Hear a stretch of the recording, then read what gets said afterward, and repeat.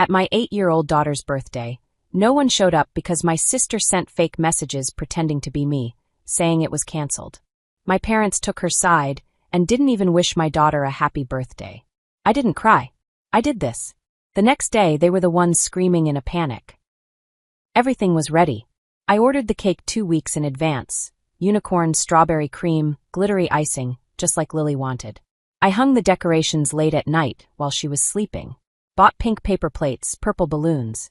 The table was overloaded with snacks, drinks, and those useless cupcakes no one eats, but that look amazing on Instagram.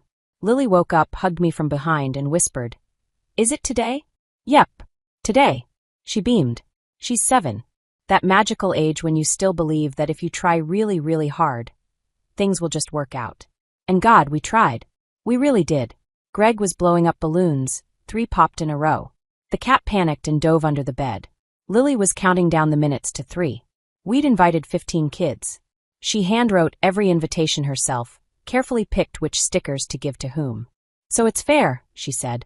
At 3 o'clock, no one showed up. Fine. People are late. Traffic. Kids. Parking. We stayed chill. At exactly 3:15, the doorbell rang. I thought finally. And yes, it started. Sort of. Greg's parents, Susan and Robert, stood there with a wrapped gift and a framed certificate that read Granddaughter of the Year. I still don't know if it was Grandma's idea, Grandpa's, or both.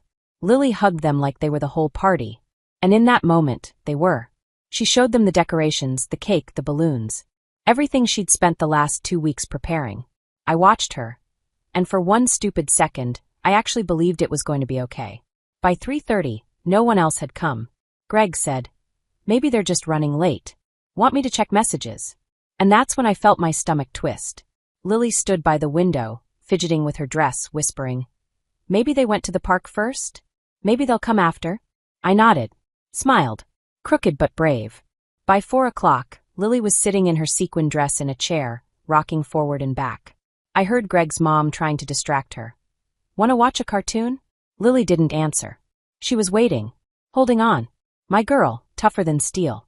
She just asked quietly, "Maybe they're all sick?" I walked into the kitchen at that point. Not because I needed water, just because I needed not to say something in front of my kid that I couldn't take back. At 4:28, my phone rang. One of the moms. I grabbed it like it was 911. "Courtney? Just checking. How's Lily feeling? Is she doing better? Such a shame you had to cancel the party." "I'm sorry, what?" I blinked. I thought I misheard. "Well, I got your message. That she had a fever, and the party was off. I didn't send that." "Oh, that's weird. It came from your number. The one you use for school stuff." "I'll read it. Hi. Sadly, Lily's not feeling well, so we have to cancel the party. Sorry for the late notice." I told her it wasn't true, that the party was still on. She sounded surprised, said she'd come by. I hung up, and something inside me clicked. You know that sound when a door locks from the other side? That. I knew who did it. Fake number. New SIM card. Maybe a message copied from an old group chat I once added my sister to. It had to be Lauren. No one else would go that far to sabotage a child's birthday. This was payback because her son wasn't invited. And here's the worst part. I'd gone to her. In person. No texting. I explained. I asked for understanding. Her kid had bullied Lily at school, pushed her, ripped her stuff, called her a bug-eyed crybaby. And yeah, I said, "Please don't take it personally. Lily doesn't want him there. And I support that. It's her day."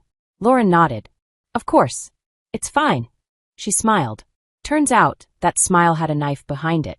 By 4:45, I was calling every parent. Some said, "Oh, we're out of town, you canceled, remember?" Some said they'd swing by if they could. Some didn't answer. At 5 o'clock, I posted in the school parent group. "The party is not canceled. Lily is perfectly healthy.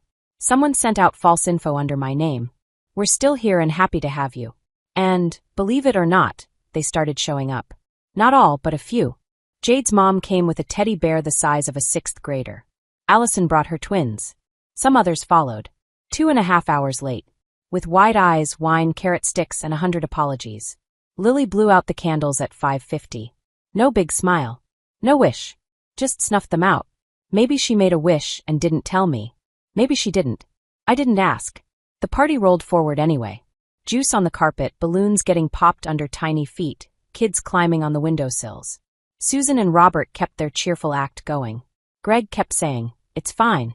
But I saw how he clenched his jaw every time Lily looked at the door, hopeful. Every time someone walked into the building. I smiled, took photos, and silently started building my mental list. Nancy and Frank. My parents. No call. No card.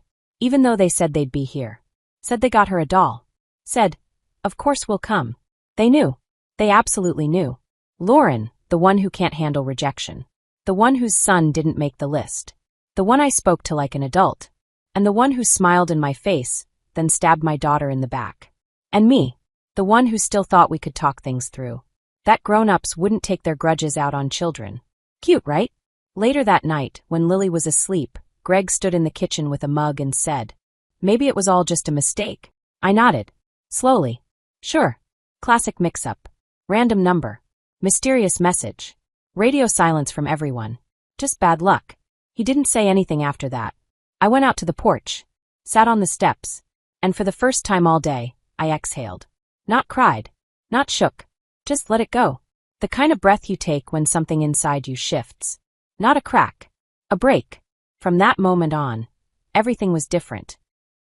If all of this had come out of nowhere, maybe it would have hurt more. But the truth is, every disaster has a basement. And this one, it had a whole damn crawl space I'd been pretending didn't exist for way too long. I could say it started with Tyler. With the name calling, the shoving, the way he looked at Lily like she didn't belong. But it goes back way further than that. I was adopted when I was 5 months old. My mom used to love telling the story. How she saw my photo in the agency catalog and just knew. Her little pink bundle. She said she fed me my first bottle and cried from happiness. 7 months later, she found out she was pregnant. Total surprise. She'd done the whole infertility roller coaster, hormones, tests, specialists, so when it just happened naturally, everyone called it a miracle. And I remembered that word. Because that's when I first noticed I was no longer in the center. Lauren was born when I was a little over a year old. So we basically grew up side by side. Except we weren't raised the same. At first, I think they really did want me. My mom documented my first laugh, my first time sitting up, my first mama. There's a baby book, dusty, but still on the top shelf somewhere. Lauren's baby book? Leather cover, gold lettering, full-color photo spreads straight from the hospital. Each page captioned in my mom's perfect handwriting. My real little star. I didn't fully get it at first. But by age 3, I got it. When Lauren cried, she got scooped up, rocked, kissed. When I cried, I got, "You're too sensitive." Or, "You need to be the big sister now." I was 3.5. When Lauren started crawling, I brought her a teddy bear. Tried to play with her. My mom stopped me. "Don't touch her. You don't know how yet. You'll scare her." She said it like it was nothing. And from then on, it was always some variation of, "Don't interfere. Don't bother her. Give her the doll," she asked nicely. "Share your toy, she's smaller." I was still a child. Just not the child. School was an adventure. I tried to be the easy one. Straight A's. Dishes done. No talking back. Lauren? Torn homework, slammed doors, endless drama. But Mom would smile and say, "She's got a sensitive soul. She needs space." I didn't get space. I got expectations. When I came home with a perfect score, Mom would nod. "Well, you've always been a hard worker." Lauren got a B and it was, "Look at that. She did it on her own. So proud of her." I didn't get mad. I just stopped expecting praise. When I was 9, I overheard Mom on the phone. She was laughing. If I'd known I'd get pregnant, we never would have started that whole adoption circus. You have no idea how much time and money it took. Then a pause. And then, no, I don't regret it. It's just, it ended up feeling kind of unnecessary. I stood in the hallway barefoot in my bunny pajamas and realized I wasn't a blessing. I was a backup plan.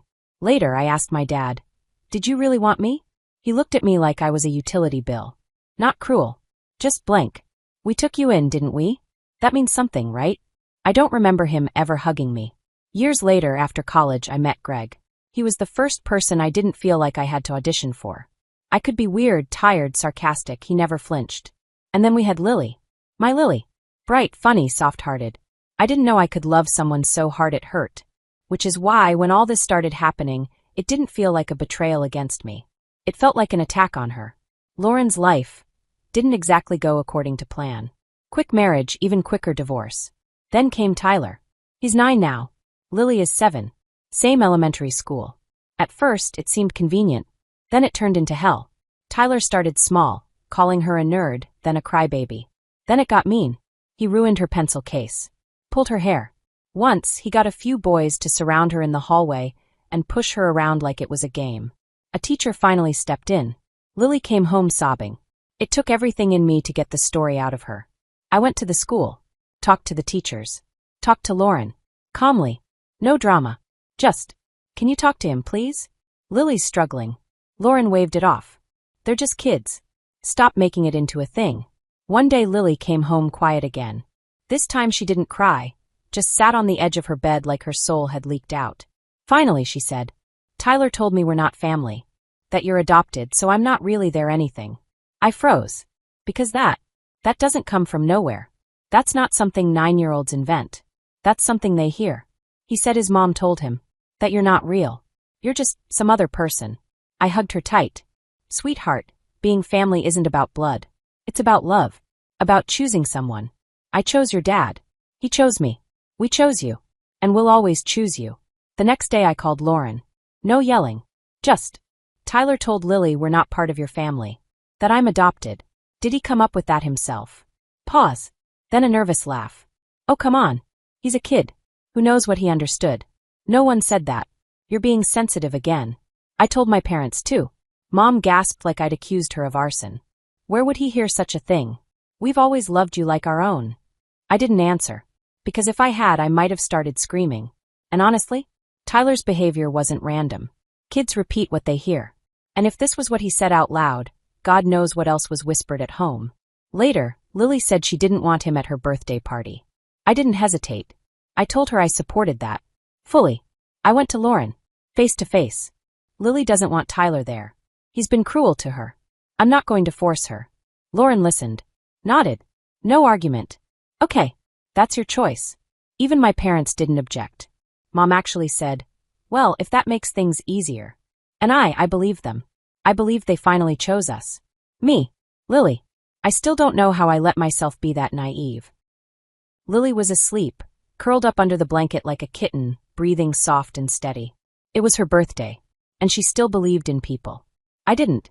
I sat out on the porch, staring into the dark. Not crying. Not shaking. Just still. Like my body was waiting for instructions on what to do next. And then it hit me. Enough. The next morning, I was up at 6. Called the contractor. Hey, Steve. About the work at my parents' place? I'm not covering it anymore. Yeah, I know the roof's halfway done. Yep, I get it. No, not your fault. Just pack it up. Today. He paused for a second. Then said, got it. We'll pull the tools and leave. Want me to explain anything to them? No need. They'll figure it out soon enough. I hung up. The renovation had been going on for 3 months. First the roof, then the exterior paint job. I'd been footing the bill in installments, quietly, without applause.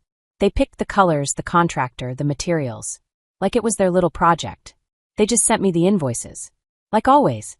I didn't argue. That's just how things had always been. At 9 a.m., I drove over. No warning.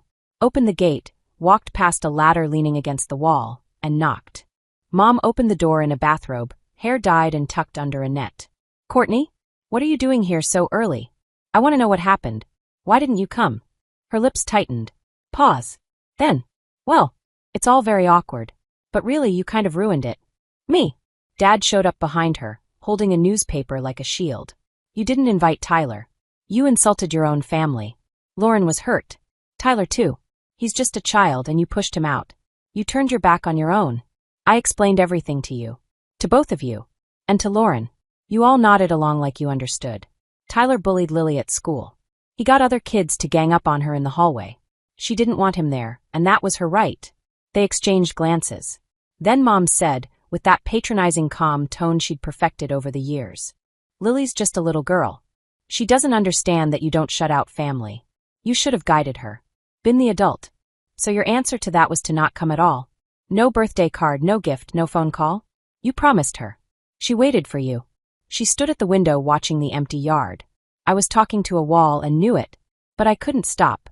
I kept pushing. Kept trying to find something in their faces. Some flicker of guilt or doubt or regret over what they did to a 7-year-old girl. But there was nothing. They didn't hear me. They didn't want to hear me. In that atmosphere? Dad shrugged. After how you humiliated Lauren, we couldn't come. And honestly, we didn't want to. I stood there, staring at them. These people I used to call my parents. The same people I once wrote letters to from college saying, "Thank you for raising me. I hope I make you proud." And now, I just felt cold. There was no conversation left to have. To them, I was no one. And Lily was nothing. Who sent the messages in my name? I asked. We didn't get any, Mom shot back way too quickly. I mean the other parents. Who told them the party was canceled? We don't know, Dad said, already bracing for the exit. Could have been a mistake. Some glitch. Happens all the time with tech these days. Too fast. Too rehearsed. Well, for the record, the party still happened. People came. Despite it all. Just so you know. I turned and walked away. On the way to my car, I pulled out my phone and called Lauren. You were the one who sent those messages, right? The one saying Lily was sick and the party was off. What messages? What are you talking about? To Lily's classmates' parents. From my number. I have no idea what you're talking about. Maybe your account got hacked. That happens. You're the only one who had access to the group chat. And the only one who knew the exact guest list. I asked you to help, remember? And I did help, she snapped. Then you decided my son wasn't good enough for your little princess. You cut him out like he was garbage. He cried, Courtney. He couldn't sleep. He thought he was the problem. You get that? Do you get that he bullied my daughter? That he told her she was nothing? That you told him I was adopted? And so we weren't real family? Where do you think he got that idea? Silence. Then anger. He's a kid. He probably misunderstood something. Or made it up. You're always so damn dramatic. No wonder your daughter's the same. Don't call me again. The $6,000 I lent you? I expect it back in 2 weeks. Then it's court. Goodbye, Lauren. I hung up. Sat in my car. Closed my eyes. It wasn't freedom. Not exactly. It felt more like shedding skin that had long since rotted. Still burned, though. Like ripping off a scab. Back home, I opened my laptop and in 5 minutes. Canceled the automatic payments for my parents' bills. Removed them from my health insurance. Sent Lauren a formal demand for repayment. I'd lent her $6,000 last year. Just for a couple months, she said. Later that day, the contractor texted me a photo. Tools packed up, crew gone. The roof half-stripped. No shingles. A ladder still leaning against the siding. A chunk of the house exposed to the elements. They're already calling, Greg said, looking at my phone. I'm not answering. Good. He poured me tea. Sat next to me. Pulled me into a side hug. He didn't say, you did the right thing. Didn't say, took you long enough. He just stayed. And that was enough. All I could think was, no more. No more begging. No more reaching for scraps of love or approval. I'm not a project. Not a tax write-off. Not someone's charity success story. I'm a person. And my daughter is a person. And from this moment forward, we don't owe anyone a damn thing. The first voicemail came in at 7:13 a.m. At first it was just calls. Then the voicemails started long, raspy, Oscar-worthy performances of "We're so helpless." Mom cried. Dad groaned. They begged me to be reasonable.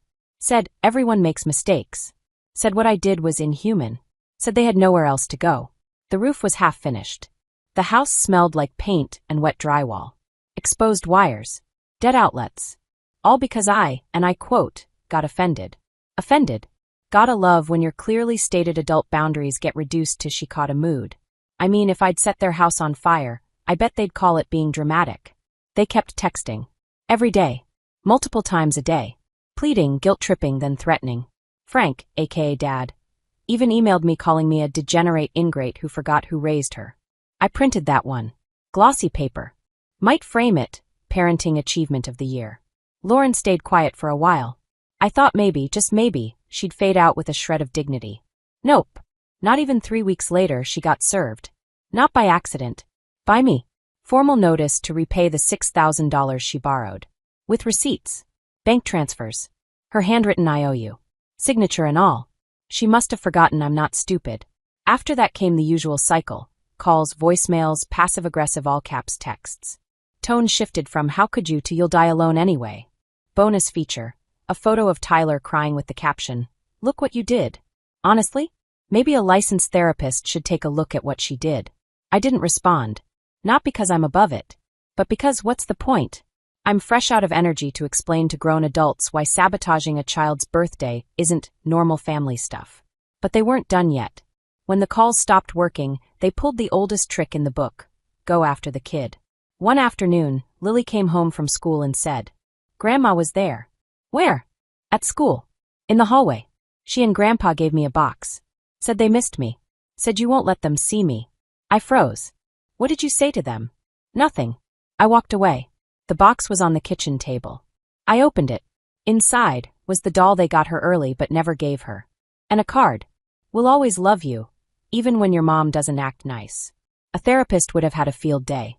Textbook manipulation. Undermining. Blame shifting. Nice job, Nancy. A+ in Emotional Abuse 101. I drove straight to the school. Sat down with the principal. We made a list: who can pick up Lily and who can't. Guess who made the do not enter column? Legally, I had every right. They didn't know that. So 2 days later, they tried again. Security turned them away. That night, I got an email. "You have no right to keep us from our granddaughter. This is cruel. This is abuse. We deserve to be in her life." That's when the new plan hit. An anonymous call to CPS. Friday evening, a caseworker showed up. Polite. Professional. Even a little apologetic. I let her in. Gave her the tour. Pantry full. Homework done. Bathroom stocked. Lily cleaned safe, smiling. No red flags. Just a kid in a peaceful home. The caseworker asked the usual. "Does anyone yell at you? Do you feel safe here?" Lily nodded. Calm, clear, sure of herself. Before leaving, the woman said, "Sorry for the intrusion. I had to check. But honestly, there's more warmth in this house than in a lot of so-called complete families." I smiled. Tired but genuine. Inside, I was boiling. That was the last straw.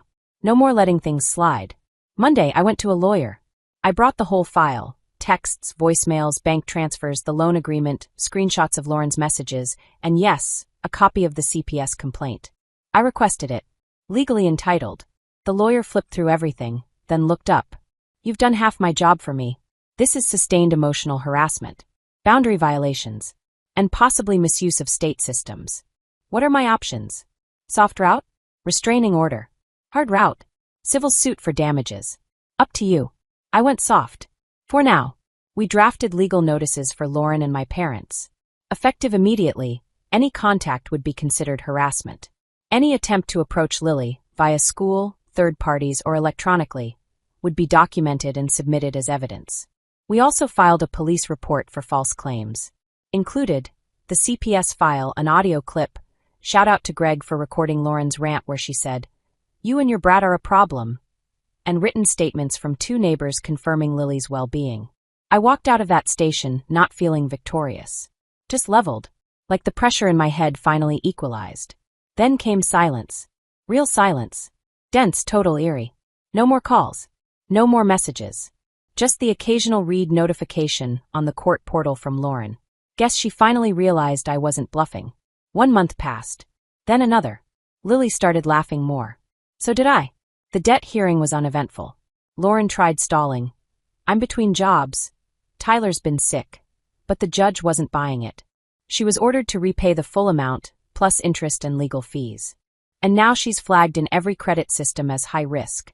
No bank will touch her. She complained to Mom. Word got back to me that Mom said, "Well, you thought you were smarter than everyone." And my parents? They're a mess. No money to finish the renovation. Can't find contractors. At least not ones who don't want full payment up front. The roof's leaking. Paint's peeling. One wall in the basement cracked over the winter. I heard Mom told a family friend. She abandoned us. We don't even have hot water. They're still blaming me, of course. But utility bills don't care who you guilt trip. It's almost been a year. There's a new cake on the table. This time it's not a unicorn, it's a galaxy. Stars. Planets. A frosting moon. The house is full of kids. Real ones. The ones who came not out of obligation, but because they wanted to. The ones who love Lily for who she is, not for who she is. She's laughing. Loud. The kind of laugh kids only have when they're not afraid of being told to hush. I'm sitting on the porch. Same spot as last year. Except this time, I'm breathing. Lily runs up to me, arms full of dandelions. Her freckles are practically glowing. "These are for you, Mommy." "Thanks, sweetheart. I was thinking, maybe we don't have to invite anyone unless they're really ours." I laughed. Smiled at her. You're right, Lily. Only our people. Always. It was her birthday. But maybe it was the day I was born, too. So be honest. Would you have done the same? Or did I take it too far? I really want to know what you think. Drop a comment. And if this story hit home, hit subscribe. It means more than you think to know you're out there. That you're listening.